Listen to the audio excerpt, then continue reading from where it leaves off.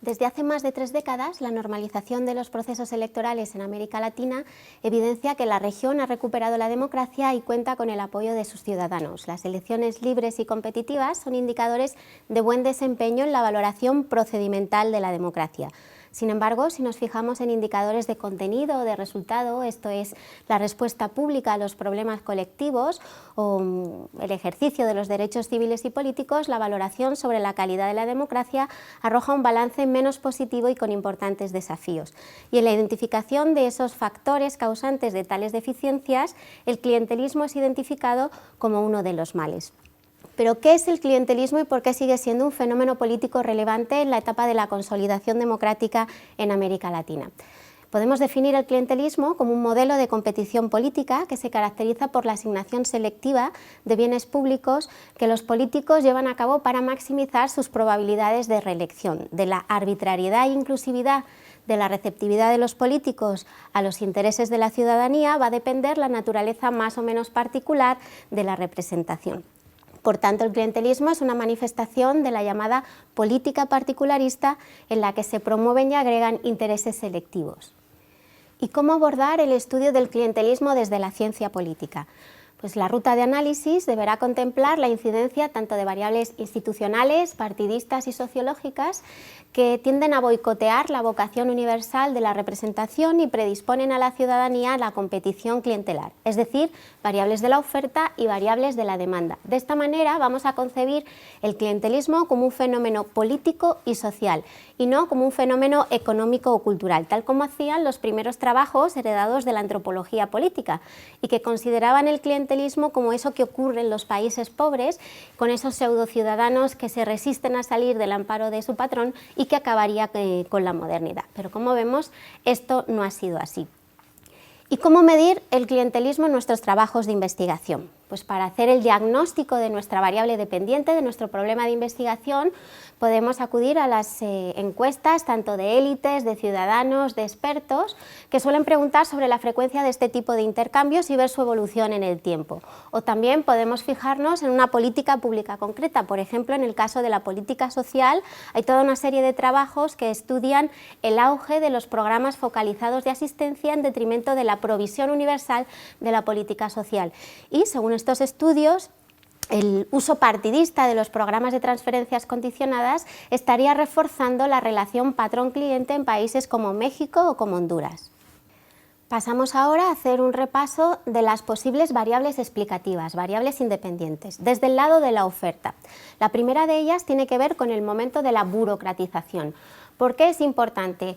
Bueno, pues si las instituciones democráticas se crean antes de que se consolide la gestión administrativa, los políticos van a tener en la administración toda una fuente de recursos y utilizarán el patronazgo, es decir, el intercambio de empleos públicos a cambio de votos para conquistar el poder. Así, si queremos ver las diferencias entre los países de América Latina, tendremos que fijarnos en cuándo la administración ha dejado de ser una tarta a disposición de los partidos. Esto podría explicar las diferencias entre países como Uruguay, que desde 2005 ha establecido el sistema de acceso a la función pública por concurso, frente a otros países como por ejemplo la República Dominicana, donde solo el 10% de sus funcionarios forma parte del servicio civil de carrera y de ellos el 0,37% lo hizo por la vía de concurso. Otra de las posibles variables tiene que ver con las reglas del juego, el sistema electoral, y aquí nos vamos a preguntar qué elementos, qué características del diseño electoral favorecen el particularismo en la movilización y en la representación. ¿Qué dice la literatura? Pues que la combinación de listas abiertas y circunscripciones pequeñas favorece la búsqueda de votos personales que están asociados al uso de estrategias clientelistas. Son sistemas electorales en los que se vota por el candidato y no tanto por el partido. Una combinación que podemos encontrar en países como Ecuador o como Honduras. La tercera de las variables, desde el lado de la oferta, tiene que ver con la clase política. Y aquí nos vamos a preguntar, ¿quiénes son los políticos? ¿Quiénes acceden a las instituciones de la representación? ¿Qué nos dice la literatura? Pues que los políticos que ejercen sus funciones de forma continuada y en exclusividad son más propicios a generar el bien común en los asuntos públicos. En el caso de América Latina, donde predomina el perfil del empresario político, se crea un escenario propicio para que las élites extractivas accedan a la las instituciones para hacerlas favorables a sus intereses. Y aquí estamos hablando de lobbies, conflictos de interés, puertas giratorias, etcétera, etcétera. Esta captura del Estado podría estar explicando las exenciones fiscales a la industria agroexportadora en países como en Paraguay o a la reducción del impuesto a la propiedad en Brasil. Es decir, una política fiscal regresiva que boicotea las arcas públicas y que dificulta la redistribución. Y la cuarta variable, desde el lado de la oferta, tiene que ver con el sistema de partidos. Y aquí nos vamos a preguntar cómo es la competencia interpartidista. Los partidos compiten tratando de establecer un vínculo indirecto y abstracto, como la ideología o el programa, o por ver quién es más eficiente en la distribución de bienes y servicios.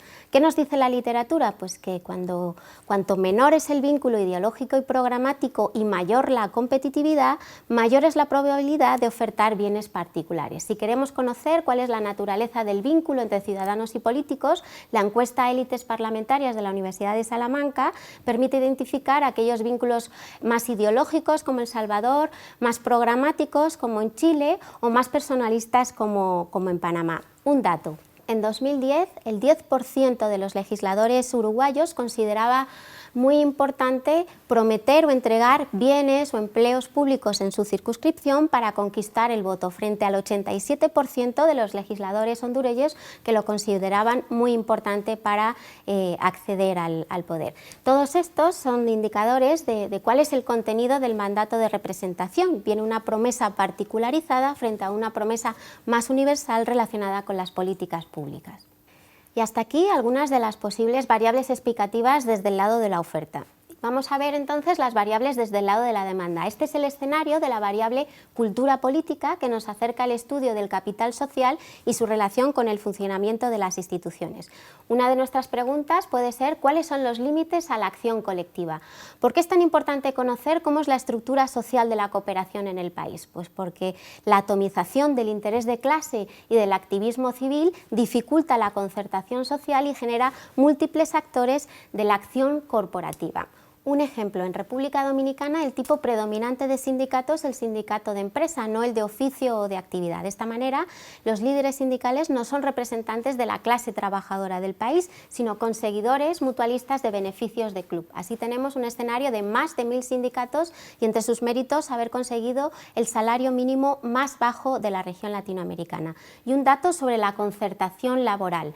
En 2011 solo el 0,03% de las empresas dominicanas había firmado un convenio colectivo. Otra de las posibles preguntas sería identificar qué rasgos de la cultura política inciden en la mayor predisposición de los latinoamericanos a aceptar el clientelismo como una estrategia viable de movilización y de representación. Para responder a esta pregunta podemos acudir a las encuestas de datos como la POP o el Latinobarómetro para ver el arraigo de valores como el autoritarismo, el conservadurismo, datos sobre participación, movilización o sobre confianza estratégica. Un dato importante: en 2012 el 34% de los entrevistados en Guatemala dijo no confiar nada en los miembros de su comunidad. Como sabemos, la combinación de desconfianza y desigualdad en el acceso a los recursos dificulta la cooperación y se genera un escenario similar al famoso dilema del prisionero.